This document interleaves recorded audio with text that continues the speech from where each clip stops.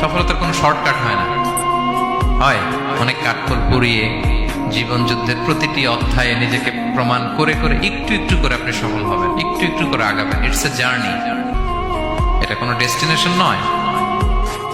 এবং সফল হওয়ার পথ পরিক্রমায় কোনো লিফট নেই, সিঁড়ি বেয়ে উপরে উঠতে হয়।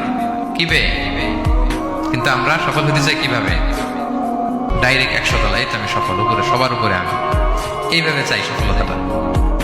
সবার উপরে উঠে যাব, গোল্ড মেডেল গলায় পরাই দিবে, আমরা সাকসেসফুল না। সফলতার রাস্তায় কোনো লিফট থাকে না। কি দিয়ে উঠতে হয়?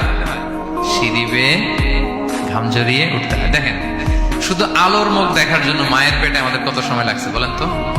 জাস্ট একটু লাইট, হ্যাঁ, 9 মাস 10 মাস সময় লাগছে শুধু একটু আলো দেখবো আমরা। একটু আলোর মুখ দেখার জন্য আমার লাগছে 9 মাস। আর এখানে আমরা শর্টকাট খুঁজি, খালি কি খুঁজি? সফলতার কোনো শর্টকাট নেই। অল্প এফোর্টে যারা সফল হতে চায় এরা কোনোদিন সফল হয় না। ইউসুফ আলাইহিস সালামের জীবনীটা একটু খেয়াল করেন, একটু একটু করে তিনি সামনের দিকে গিয়েছেন এবং সবশেষে ইজিপ্টের ফিনান্স মিনিস্টার হয়েছে। এজন্য ধৈর্য ধারণ করতে হবে, নিজের সর্বোচ্চটুকু উজাড় করে দিয়ে আপনার রোলটা আপনি প্লে করবেন, এরপর আল্লাহ তাআলার উপর ভরসা রাখবেন। কিন্তু অনেক চেষ্টার পরেও যদি কাঙ্ক্ষিত সফলতা না পান, হতাশ হওয়ার কিছু নাই। কারণ বিশ্বাসীর সফলতা শুধু দুনিয়াতে না, বিশ্বাসীদের সফলতা আখিরাত পর্যন্ত বিস্তৃত।